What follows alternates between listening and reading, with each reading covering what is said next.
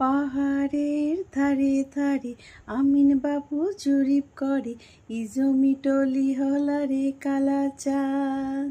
মজুরেতে তীরে খাইছে ধান, ও কালা চাঁদ মজুরেতে তীরে খাইছে ধান।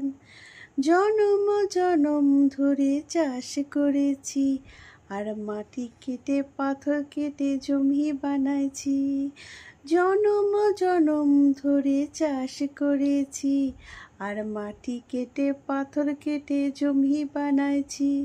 তবু কিসের লগে কারি লেবে মোদের এই জমি খান, মজুরেতে তীরে খাইছে ধান, ও কালা চাঁদ মজুরেতে তীরে খাইছে ধান।